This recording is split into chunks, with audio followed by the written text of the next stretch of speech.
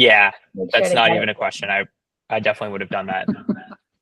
Um, Wonderful. We got just a couple of more people joining. Again, feel free to drop in the chat uh, where you're dialing in from, and we'll get started in a second here.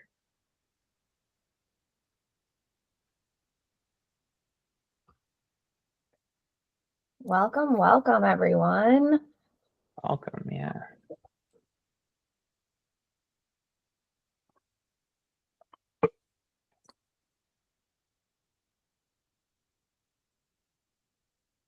David, hi.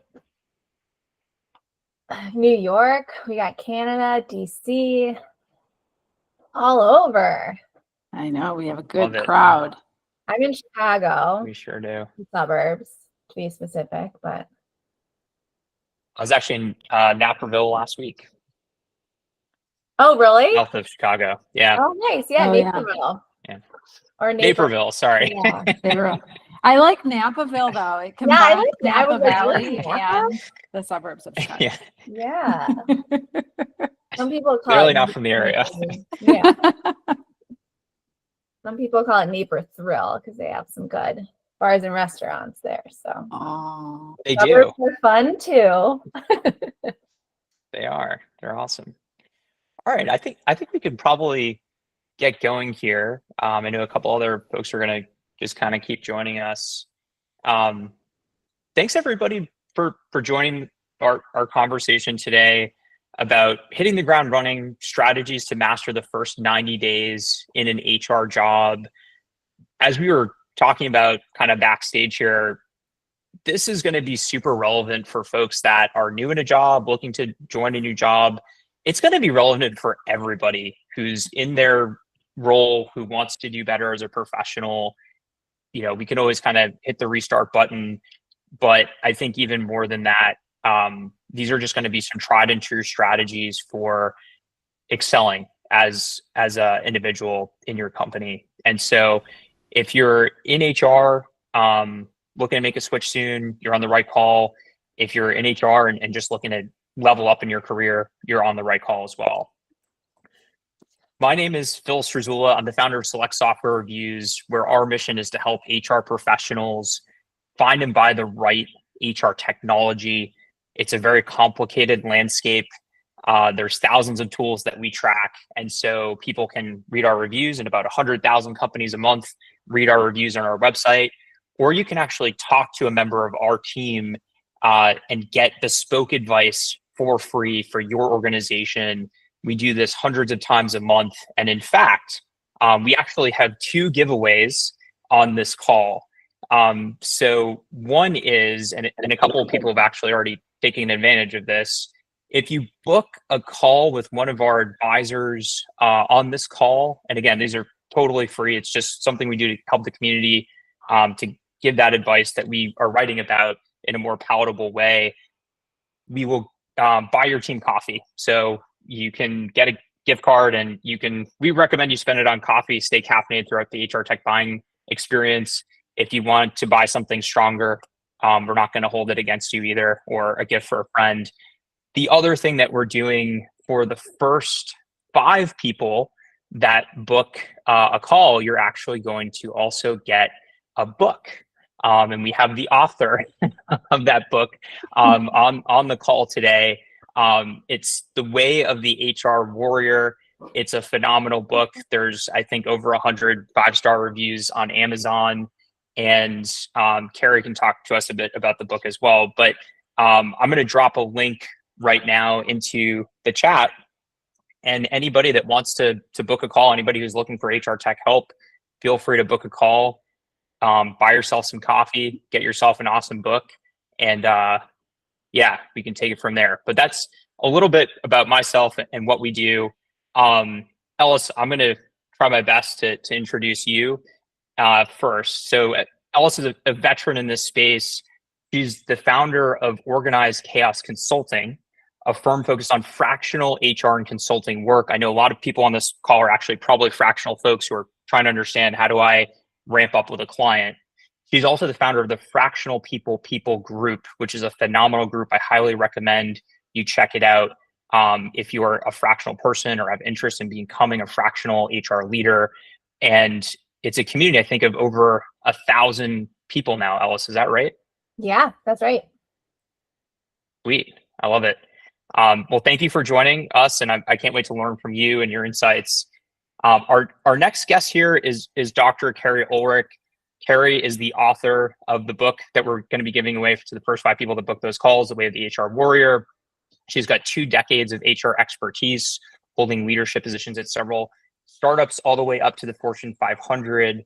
She's gone on to co-found her own HR and leadership consultancy firm, the Abrashi Group, and she's the author of 2 great books, The Way of the HR Warrior, as well as Whatever the Hell You Want. Carrie, thank you so much for joining us. Thanks, Phil.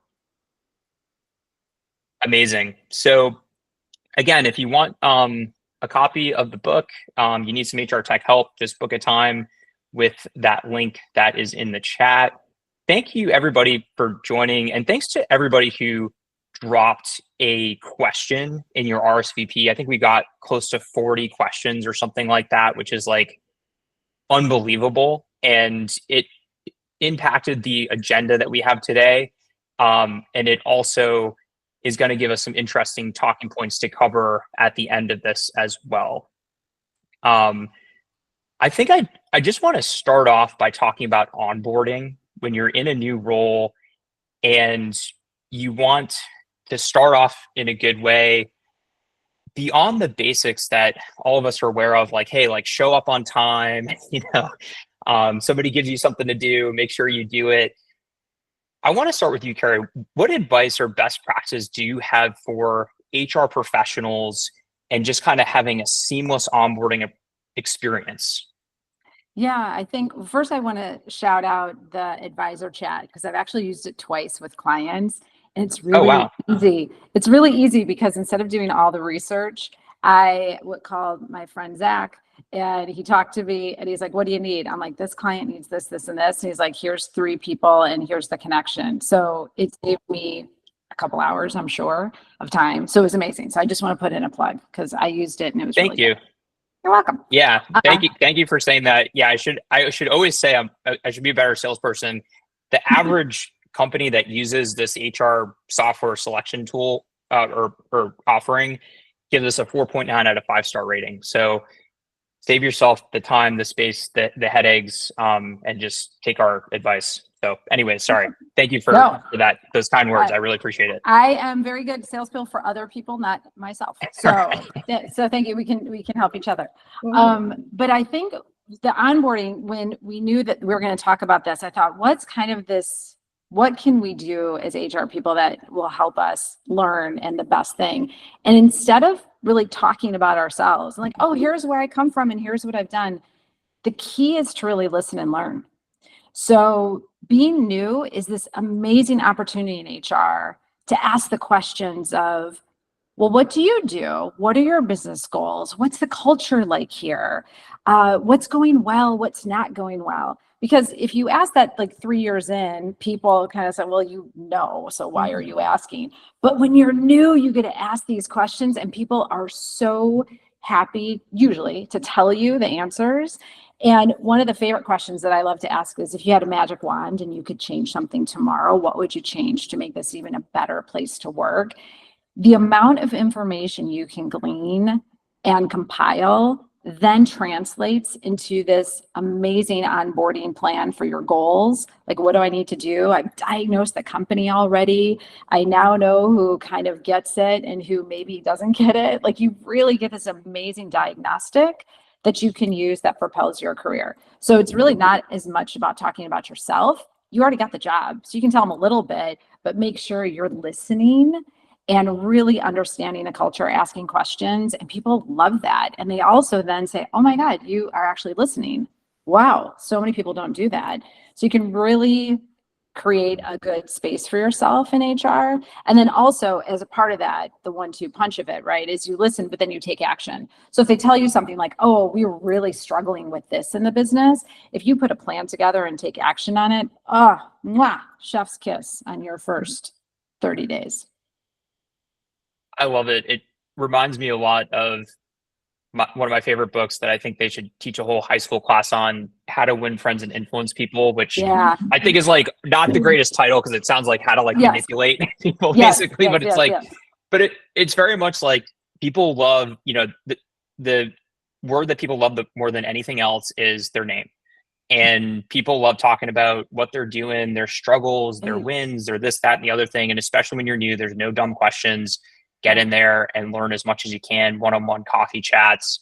And I can't, say enough about your last point around follow it up with action. Yeah. Hey, you said you're struggling with this. I actually did some research and, we're having trouble onboarding salespeople. I did some research and here's actually what another company's doing that I think could be really effective. What do you think about it? Let's collaborate. People are going to love that.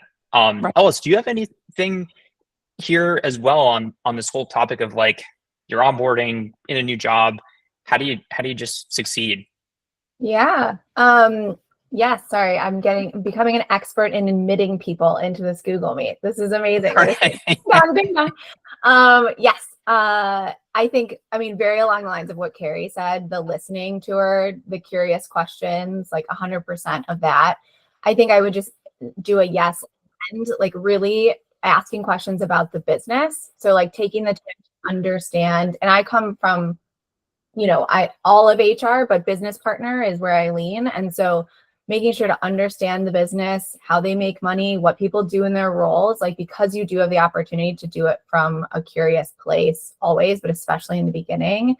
And I think just one note of like, a lot of times the assumption with HR is that you are looking for things that can be done better, or you're looking for things that are wrong. That's like an assumption that comes with this role. So turning that stereotype in the beginning and saying what is going really well and doing like those stay interviews of getting people talking about what they love and are passionate about so that they don't associate you every time with, oh, I only want to go if I have a problem or if I need to improve something. So yeah, it's just a great time, whether it's a new role or whether it's a new company, each has its advantage of, hey, I'm your new partner. Let me help me understand what you do, how the org works and what's going really well and what are some things to improve. Yeah. And can I just add one more thing to that, Yeah. Alice, because sometimes people are almost a little shocked that you're asking the questions. Totally. So I'm sure I always forget to send someone like, this is what I'll be asking you, because a lot of people do want to prepare a little bit. Yeah. And so be sure to let them know you're going to ask these questions, because sometimes they're a bit taken aback, especially when the HR person is asking about the business goals. Yeah. I've had a couple of people sometimes go, wait, what did you just ask? Like your business goals. So like, well, in HR, I go, no. What are your business goals? Yeah, for sure. Oh, so giving people some time to prepare is a good thing too. Yeah. All my communication has like 10 smiley faces. Like, this is all positive. Yeah. Don't put stereotypes around HR. We're Right. going to have a good time. Yeah, definitely the prep is helpful. Yeah. That's a really good point. People sometimes are afraid to talk to HR. Without a Yes. doubt. Too many questions. Yeah. Yeah. Like, am I in trouble? Yeah. Am I in Yeah. trouble? No, I'm trying to help you. That is the first thing they say too, right? It's like, well, why do you want to talk to me? Oh, no, this is a good Right. thing. I'm really trying. No, I'm trying to understand. Are you really? No, I am. So Yes, Gabrielle, smiley faces all day. yeah. Thank you guys for the emojis. We always appreciate the feedback. Carrie, what about like you're going into this new company? You have a sense for the culture through the interview process. Maybe you even know a little bit about the business and that's what attracted you to you in the first place. How do you kind of understand and navigate a new culture? Well, it continues with this listening tour, right? You really are listening. You're trying to understand it because, yeah, you gleaned things from the interview. But as we all know, sometimes the interview is one way and then sometimes the actual culture is another way. And so that listening and trying to understand and really removing your assumptions. So I assume it's going to be like this from the interview, or I assume it should be like this. Once we start saying should, we're usually kind of going down a path of getting in trouble. Mm-hmm. And just being open and trying to realize where are they at in their development. You may think that they should be over here in their development, but maybe they're not. And so you kind of have to meet them where they're at in their culture. And so I think, again, you're listening, you're trying to figure out where are we doing really well, where are the gaps perhaps, and then find a mentor. Like this is where find someone that you can talk to really learn how they actually work. Because there's one thing to say, oh, we collaborate, but what does that actually mean? Does that mean we go on camera? Does that mean we start on time? Does that mean we end on time? Does that mean we have an agenda? Like these things can throw you off completely in a culture because you just didn't even know. You didn't know that you're not supposed to say, as you know, in an email, which I learned that lesson one time. The person was like, I won't even read your email anymore because you just wrote as you know, right? These are things that how can you dig in to some of the details, and only like a mentor or a buddy can kind of help you. But asking those questions like, really, how do you work here? How does it manifest itself? Yes, we talk about integrity, but what does that actually look like? Those are great questions to ask as well. Mm-hmm. Do you have any tips on finding a mentor? Is this somebody who's outside the HR org? Does it matter what level they are? I guess tenure probably matters a lot. And how do you kind of sidle up to them and say, hey, like, will you kind of take me under your wing a little bit within the organization? For me, I'm not sure I would even call it a mentor. Do you know what I mean? I might just be a little secretive sound. Now I'm back to manipulating how to win friends, right? An ally, perhaps. Like an ally. It's you're really finding these people, and one could be. I do love always finding a curmudgeon, right? Like someone who's maybe not too thrilled, because you do learn a lot about history, because you really want to know the history and why are they at where they're at in their culture. And so I think finding someone that you kind of can gel with and you can they get you. Is really important. So it doesn't have to be like a formal mentoring, but it's like, who's this kind of buddy and an ally, like Ella said, and helping you navigate, because you really do need help. It's a new language. It's a new way of working. And so you have to find someone, because I don't want you to step in the proverbial landmine when you don't have to. That's what you're looking for, someone to help you with that. Yeah. And I think too, if it's okay if I just roll with that, Phil, but I think too, going off of meet them where they're at, just another thing for coming into a new organization. And I've made this mistake before for sure, of like, you want to establish credibility quickly because you're new, but especially from an HR, and because you double clicked on culture as the word there, you do not want to make assumptions about what to prescribe until you are confident that it meets them where they're at, because there are best practices, there are ideals, innovative HR things, and you can come in and you can know all those things and kind of really want to share it and convert them to it or change them to it. But culture is what that company is and what it's making it. So coming in and doing the listening tour, building credibility just through those questions and being a partner before you prescribe something is just really important, because you don't know what they need from a cultural perspective. You get better at learning faster and like identifying it quicker, but one company is just not like another company. So making sure once you do put recommendations forward, you have that good pulse on the culture. Yeah, I love it. I think those are really good tactical pieces of advice that people can actually use. And again, I think this is relevant for you're starting a new job, you're onboarding with a new client, or you've been at the same company for a couple of years and you just want to understand how to better navigate it and make more of an impact. One thing that I also think is important when you're starting a new role is understanding that there are going to be gaps. If you're switching industries, maybe you're going to be in a slightly different function. Maybe you're director of HR, you're an HR VP. Maybe you're, for some reason, moving into the world of TA, or more of a people operations focused role. And I personally think it's interesting to kind of put together some maps. So one map that I really encourage folks to do is the employee life cycle at a company, and really understanding the different personas in the company and what is their journey from that first touch point of employer brand, whether it's Glassdoor or referral or your career website, through the interview process, through negotiations, onboarding, getting into the role, performance management, LMS, all this stuff.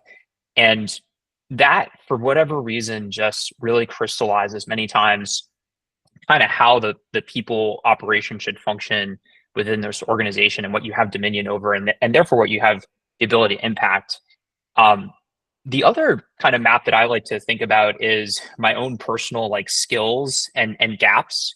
And I personally have a bias probably to be like a bit insecure, especially in new roles. And so I probably am slightly harsh on myself. You know, when you go into a new organization, you're like, should I have been hired here? You know, did I really get this job? Are they going to find out I'm a fraud? Like, I feel like those are like somewhat common feelings depending on who you are as a person. And so you don't want to go overboard on like, oh my gosh, like I need to take this class and this class and this class. But it is important to identify like, you know what, like I'm in a new industry. I don't really understand how distribution companies work. And I need to do some work outside of my core job to understand that. Or, hey, you know, I'm dealing with hourly workers for the first time, and I need to figure out like, how do we track them? How do we pay them? How do we incentivize them? What's the culture? How's that different from the tech company that I work for or whatever? And so those are some things that I would also encourage people to look at and be a little bit more structured than just in the back of your head thinking about, oh yeah, I don't know anything about distribution. Eventually I should, you know, figure this out. Yeah, I think, I don't know. Well, I'm just going to keep rolling, but I think a couple of things come to mind for me there. One, and I know you mentioned business partner and recruiting. I'm of the mindset, and I see some people who have been on my team before, so they'll know what I'm talking about, but I'm of the mindset that really everyone in HR should be a business partner and should understand the full employee experience life cycle. So even if you're an expert in, especially comp, because you need to know the business to assess the role, but an expert in one thing, but really making sure that the whole team is aligned and understands the experience that employees are having from A to Z, and then checking in on that regularly so that the whole team is accountable to it. I really enjoy that process. And I think if you are a new HR leader, that's definitely something you can do in the beginning. That is a way to structure the curiosity tour a little more intentionally, to come out with, here's what I'm hearing, here's our employee experience map, and here's where I'm hearing we can improve and where we're doing well. And so for your whole team to get rallied around that can be a really powerful kind of first project with them. And then the second thing you were talking about, which is learning things that you didn't come in with experience of. I think, again, that is a place where you can, I mean, most conversations that I have, I'm fine saying I don't know this, especially if it has to do with the business. And even if I sometimes do know it, I want them to explain it to me in a way that helps them even process what they're talking about. And leaning on the HR community for anything outside of your expertise. I think HR especially is a really unique community. I've at least found that in my career, where everyone is willing to collaborate and share and, you know, throw best practices back and educate each other. So leaning on HR communities outside of your company too, so that you can come in and really quickly make impact or provide value. And the company you're in doesn't need to know that came from anywhere else, but you're really learning, continuously, especially for those people teams of one, since that can be a lonely experience trying to figure it all out. I would add to, we are, I think, as HR folks tend to be a bit harsher on ourselves. We often think we need to know everything. Like you're saying, Phil, I need to do everything now. And I have had an HR person say in their new job to me, in 1 week, he said, I can't, I'm just a failure. I mean, I don't even know everything. I was like, you've been here 5 days. That's it. And yet you think you should know everything, when it takes like 6 months to 12 months, depending on your industry, to actually feel like you're firing all cylinders. So I think for HR, we have this double whammy of, we think we should be experts in everything and we can't. And then we also want to provide value immediately upon starting. And so it's so hard to say, I don't know. That's what I've seen with a lot of HR folks. It's just hard. And so to give yourself grace when you're in this new role, and then to Ella's point, that curiosity tour, this is when you go ask people about, tell me, whoa, you work in distribution? I haven't worked in distribution. Can you tell me about that? Ooh, do people, I mean, they like talking about themselves, but they usually really like telling you about, come here, let me show you what I do. Here's the entire distribution process. Let me show you a Gantt chart or whatever chart. And you're like, wow, that was intense. But it's amazing because you learn and they're so excited and you can learn so much. And most people do want to tell you what they do all day. They really do. For 20 Mhm. minutes, 30 minutes, they love it. You take them out for coffee with it too, if you can. Oh, Watch out. tell you everything. Yeah. Matcha, even a drink after hours. Okay. We're not, yeah. Whoa, Carrie. I know. I'm just saying. It's after hours. You're crazy. I Um, know. If I love how active the chat is, by the way, and we really appreciate it, and the Yeah. emojis and everything. If Ellis made a great point around communities, and obviously, if you're a fractional person, her communities is phenomenal. Fractional people, but if there are communities that people are a part of that they like, please feel free to drop it in the chat, because I think there are probably people on this call, and it could be like a local thing, or it could be like a Slack group, WhatsApp, Facebook, you name it. Please feel free to drop it in there, and maybe somebody else kind of finds their home that they've been looking for. I'd love to move on to the topic of demonstrating value and the ability to lead early on. Carrie, do you mind kind of kicking us off with any tips that you've got here, framework, works, advice that you have for folks as they get into a new role? Yeah, I think it goes back to what we were saying too about knowing where the company's at. So you can put this in beautiful employee experience map together of things you kind of know that all HR departments should have. So how do we hire? How do we fire? How do we retain? How do we engage? How do we train? All those kinds of things. But where is the company at in those areas? So are we a startup that's growing? So guess what? The biggest thing that we care about right now is recruiting, and we have to put all our energy to that. Are they in more of decline mode? Are they have a lot of retirements? Are they expanding globally? Are they expanding beyond their one state? So it's so important to find where they're at and then match your value to that and your goals to that. Because otherwise, as Ellis was talking about, I remember saying, oh, we should do CSR, right? And they're like, but do you really want it? Does the executives, do they want to do that? Do they care about that? Corporate social responsibility, do they really care? And then I'm like, they probably don't. So why am I doing extra work when they don't even care? At this stage of their development, they didn't care about it. So let me do what the business needs and what the executives care about, and it makes my life easier. I add a lot more value, and then I don't have to do everything. Because I think sometimes in HR, because we go to best practice conferences and we hear, ooh, there's this over here for engagement and retention. Ooh, did you know they're doing this?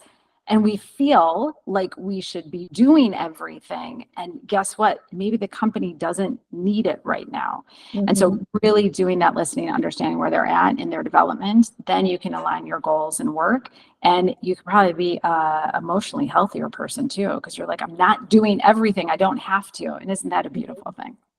I was just going to add that to the end of just also to help manage your own expectations and the level of recognizing the level of control you do, or more importantly, don't have over some of these fundamental shifts in culture that you maybe identify and see, but can't do on your own. And I know a lot of, especially people teams of one, who have very quickly burnt out from that expectation on themselves, or maybe from the CEO, whoever it's coming from, the expectation that they can shift some of the fundamental things when in essence, and by definition, you cannot. Yes.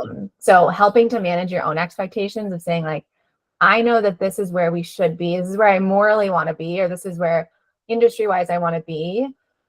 And exactly to Carrie's point, where is the leadership team on that topic? Are they over here where maybe best practices? Are they over here and really behind, or are they here?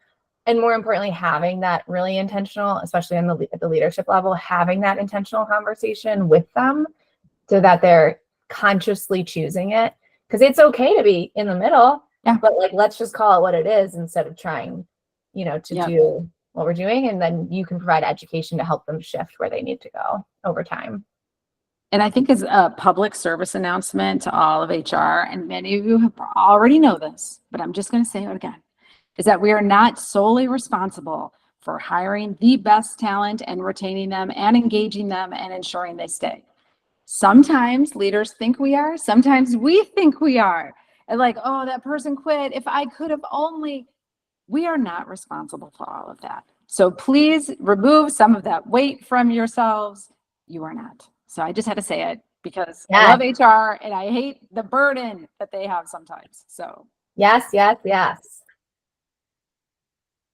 I think the other aspect of this, as I sort of asked the question, we're talking about the first 90 days, right? And it's like, how do you add value in the first 90 days? And like, maybe that's the wrong question because it's sort of like a little bit anxiety inducing. It's like, it's not like you're going to overhaul anything, right, in 90 days. But I think it's a lot of it, at least from my perspective, is how do you show that you're clued into the things that people care about? Meaning, what does the head of sales, head of product, CEO, board, etc., what do employees care about? And how are we putting the right strategy in place to make a dent in that over the long term? Like, how are we showing, hey, you've been listened to and there's something in motion? At least for me, like, that's kind of like the goal. But I'm curious on either of your perspectives on, am I overshooting? Am I undershooting? Is there a different way to think about kind of the progress in that 90-day period? I can just build off of the employee experience model as an example. I think actually kind of putting a couple of things we've said together. So in terms of so also, sorry, I want to double click on the value thing, because I do think we can create value. I think it's how you define it, right? And obviously I know you agree with that, Phil, but I think the value that you create is getting the business and getting leadership or your peer in the business, whatever level you're at, to think about people and culture, to think about talent, to educate along the way during your discussions. So you're maybe not being prescriptive and there's no specific like project you've executed on that's creating the ROI or value, but really the goal for you in that moment is asking the right questions to get the business thinking more consciously and intentionally about their people and their talent and culture. And then in terms of the roadmap, I think the employee experience model is a great one. The map specifically, I've used a little bit PIN, which has like a free employee experience map roadmap. If anyone hasn't checked them out, PYN, and identifying the employee experience similar to how marketing does it for the customer and the journey of employees, and then identifying where you're doing well and where there's room for improvement.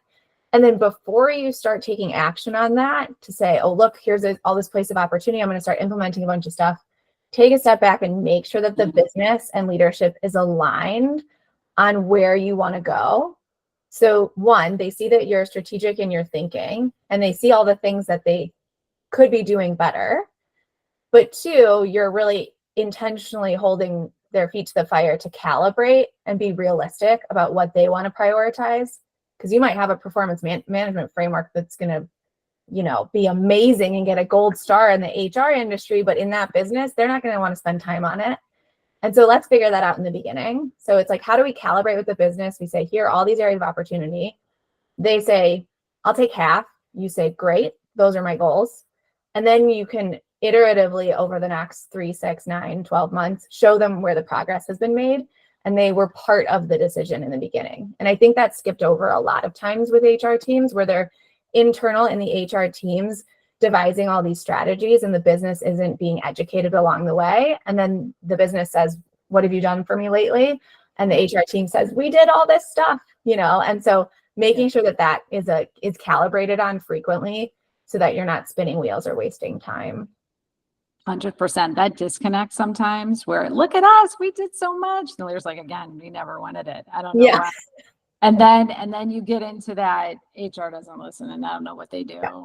And then all of a sudden they start with, and what's the value? So it goes down a pretty sad path when you don't align. But I think to your question too, Phil, about how do you add value in like 90 days? If you even set up, hey, I did this listening tour, the curiosity tour, which I'm totally stealing, Ellis, from you. But you set that up and you can have a report out. You can talk to your manager about, hey, here's these insights. This is this beautiful thing about what's going on here. And how do we continue doing that?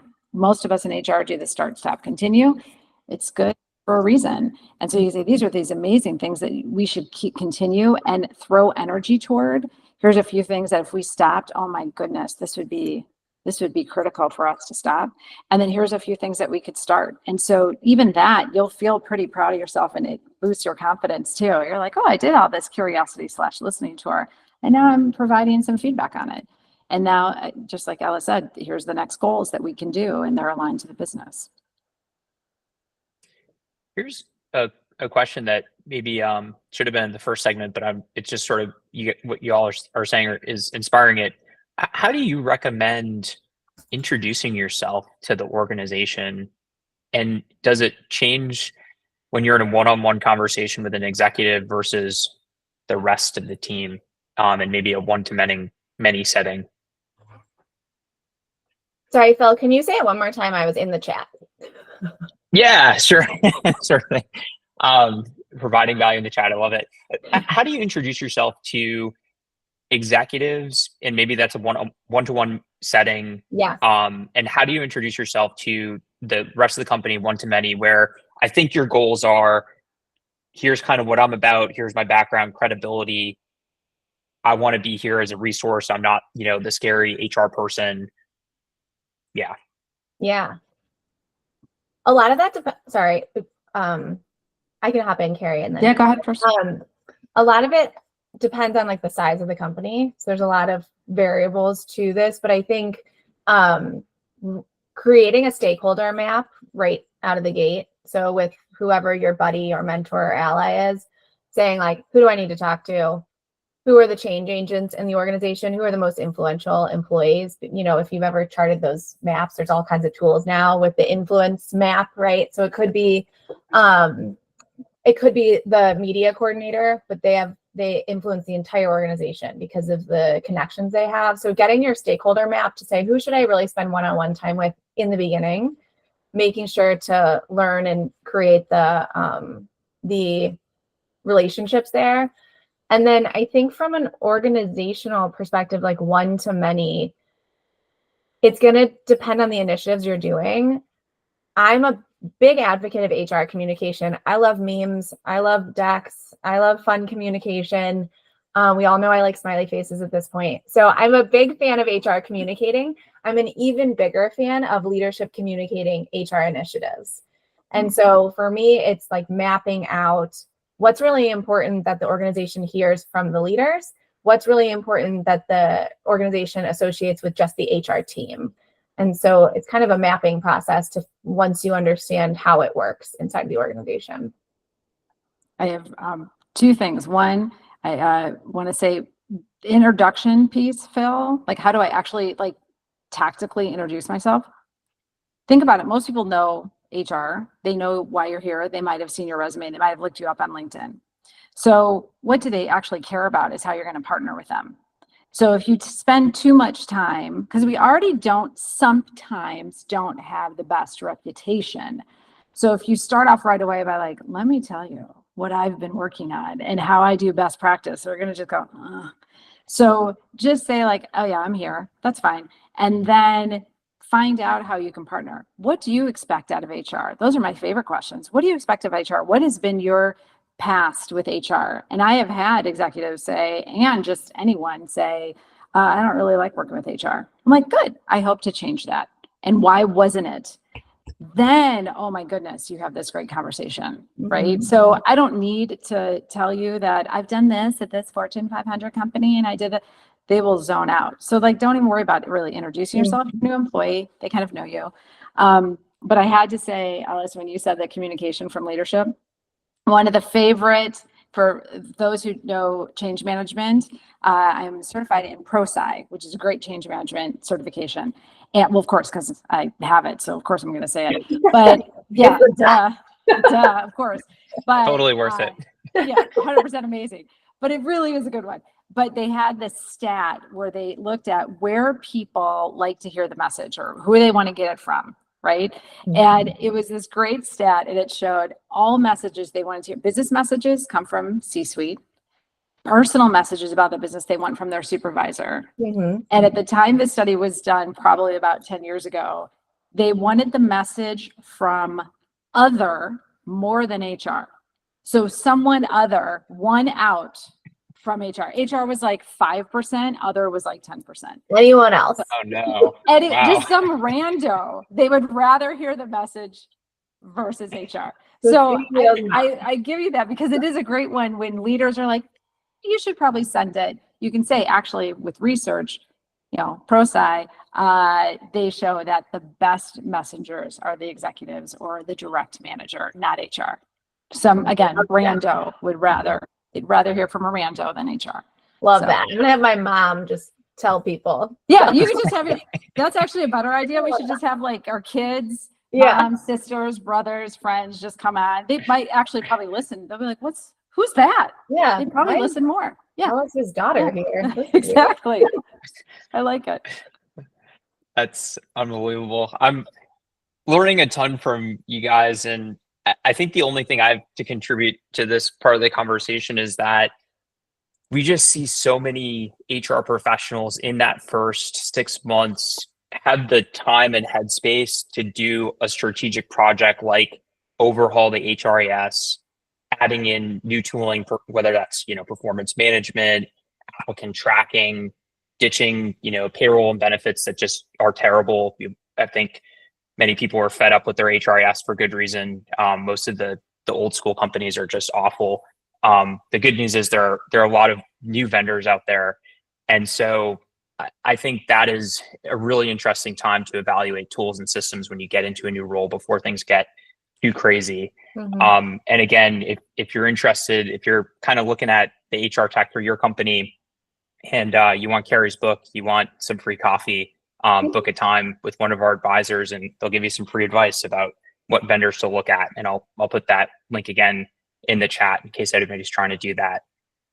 I think that's a good, sorry, Phil, to interrupt, but just to build off of that a little bit, I think it's also a good reminder for people, especially teams of one, that you are not and should not be expected to know everything. Mm-hmm. And those types of resources I found super helpful with your advisors, actually, specifically of like, I look a lot better to the business if I can bring in and have the information from a trusted resource versus taking the time to recreate the wheel of what we are all doing. Like, and we're sharing the Slack communities and things, which I fully believe in the sense of like, here's my situation. What have people done before? Because you catch up so much faster than going and demoing every single tool and figuring out, like, we're all doing this every day. So why would we recreate the wheel each time? And so finding the advisors or the free consultation, which is, I love free stuff. So I love the free book and I love free consultation.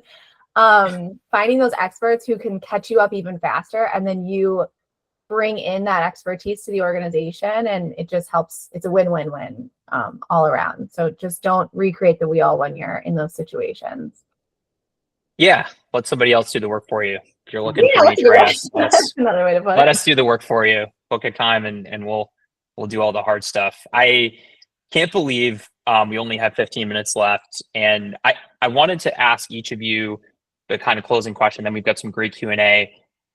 What is your advice for longer term success? Any kind of last tips on, the next 90 days, the first year? How do we continue to keep the ball rolling and just do a great job? I think for me, when I think about this, of just the resiliency of HR. So you personally, how do we personally as HR just kind of recharge ourselves and fill our cup, to use all the cheesy terms we can? But it's really important in HR because I guarantee half the people on this call are like, yay, this is a great call. And then I now have a meeting that is not very fun, either before this or after this. So I guarantee half of you had a like, she did what kind of meeting. And so how do you make those boundaries for yourself, which is hard because HR tends to be a helping profession. Mm-hmm. And so how do we say not right now to this meeting? How do we say, no, we're going to take this meeting and merge it with another one because we don't need to talk for 2 hours about this. Like setting those boundaries will help you stay resilient and not be the jaded HR person that we know and love, that we've seen. It's really important to take time for yourself. And it's a hard message for HR. And if you do that, though, if you can figure out how to be resilient and set some boundaries for yourself, you can stay in HR for a very long time. And also that I know we didn't talk about AI yet. And sort of those of you who don't know artificial intelligence, I'm just joking. Everyone knows artificial intelligence by this point, because they're all so scared. And that's what we have been told. But I think if you can show in HR too, that you are creative and you're a problem solver and you use this critical thinking and you're listening, going all the way back to the first thing I said, and you're listening, you have a stickiness then that a tool cannot replace. And how do you use the tools to help you? And so it's this resiliency and also just using your good collaboration skills and critical thinking skills that I think helps propel you into the future. Yeah, here to all of that. And I think just building off of the discussion before around that employee experience map and journey, and just using that as your roadmap, just like a product team would use their roadmap and a marketing team would use their customer journey roadmap. So really finding a way to articulate to the business what you're doing, why you're doing it, and how you're moving it forward, and when you accomplish it, so that long term you're just continuing to build on it and you're seen as a strategic, valuable, high ROI department in a way that they can understand. Yeah. At the end of the day, what you really want is you want people to call you to be on their team. That really at that, like, how do you add your value? It's someone like, man, we got this problem, which by the way, almost all business problems have a people aspect to it. I mean, I can't think of one that doesn't. Right. So in theory, there should be an HR person on every team. Okay. Now you're like, oh my God, you just talked about boundaries, Carrie. But I'm saying if the business is like, you know what, man, we better call Phil, we better call Huda, and because they're just going to give us a different perspective on this, and they need to be on this team. That's when you're like, damn, we're adding some value. When they just call you because you're going to help solve this problem, and you're going to use the filter of people. It's amazing stuff. I love it. Okay, we've got a lot of questions, and I want to try to get through as many as we can. And thank everybody for the questions and for participation in the chat. We really appreciate it. And questions that we don't get to, we're actually going to try to email people the answers. So first question is, do you have to be a people person to be in HR? I think this is for somebody who's maybe thinking about getting into this profession. Very curious to hear perspectives. I think, Carrie, we kind of said that you would answer this, but obviously, you know, Ellis, feel free to chime in as well. Oh, go ahead, Alice, because I'm not a people person. So this is like, yeah. Well, that's the answer. That's the answer. I was like, I'm actually not. So I felt like we should at least, maybe Ellis is not nicer, but like would say a more uplifting one answer. Oh no, I'm not going to have a more uplifting one. Okay, sorry. The joke in HR is when people want to get into HR and they say like, because I'm a people person, we're like, well, then this might not be the career. That's exactly what we say when we interview too. I was trying not to sound so jaded, but it's so true, because if you're only in it because you like people, there is a lot of really hard stuff. And if you like people, you can't make decisions.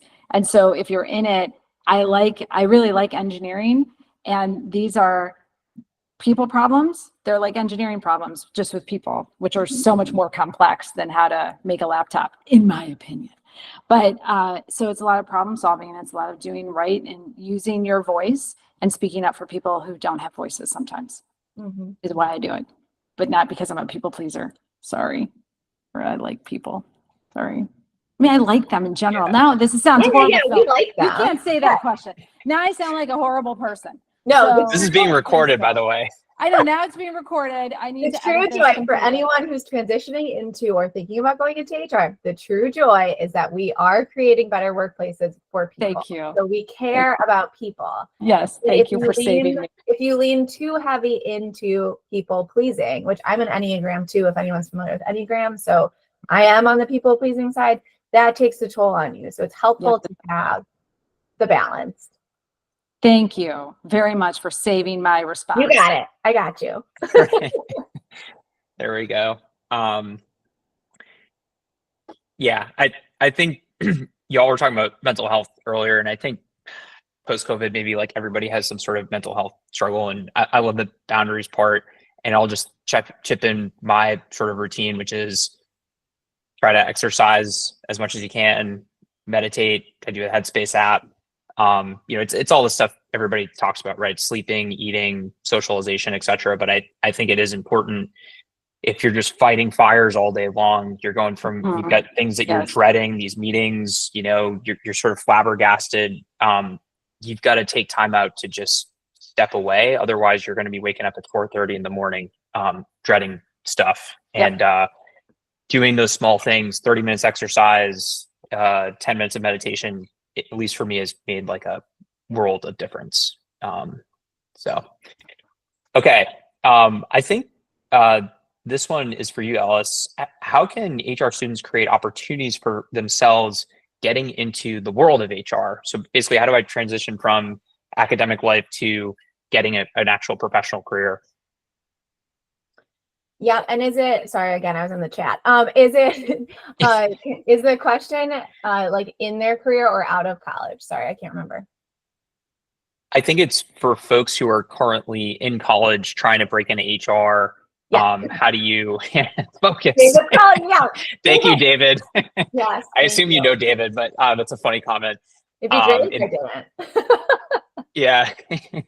But yeah, any advice from kind of making that transition into the HR arena out of college? Out of college, yeah, for sure. I did the same thing. And my debate, nobody asked for my background, but my debate going out of college was, I was a psychology and communications major. So it was like, do I go into, because I like helping people, to the point of, I can't remember who said it in the chat, but the debate was like, do I go into social work or do I go into HR? And what I found was I liked business and liking the problems that are in the business related to people, taking the skills from college, which are to do with understanding. I don't know what major you are, but whether you're a business major, a psychology major, engineering major, doesn't really matter. But as long as you like solving difficult challenges that have to do with people, emotions, and change,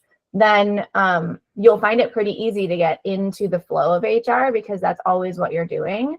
And there's an extra level of nuance because of the emotion surrounding people. And so just recognizing that off the bat, that's part of it.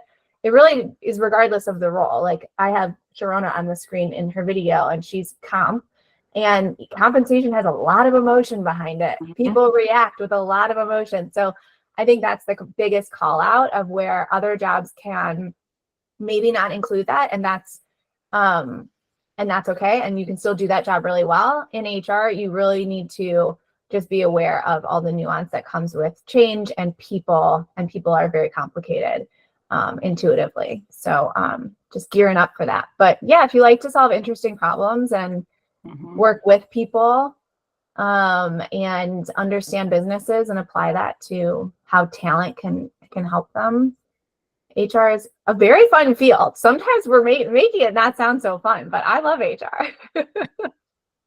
We do have the best. Relevant question. We do. Relevant question in the chat. Do you think getting an MBA is good for your career in HR? I think any degree that pulls you outside of what you're in is really good for your development. So if you get a different perspective, it's the transferable skills and seeing patterns that's so critical. So if you're outside of yourself, like if you only focus on HR and that's it, and you don't get an outside perspective, that's not as helpful. So understanding business, understanding how they work, understanding that language is really important. You could also get a degree, look at process improvement and go Six Sigma and get something like that. Anything that's kind of within the realm, but next adjacent is incredibly helpful for you and broadening your horizons. Yeah. And I think if the question is related to advancing in HR, I'll have like the opposite comment. I totally believe in what Carrie said. I think any education is great education because learning, why else are we growing? Like learning and growing or you die. But in terms of certifications or masters or those types of things, I'm personally just of the belief that you can advance through the experience.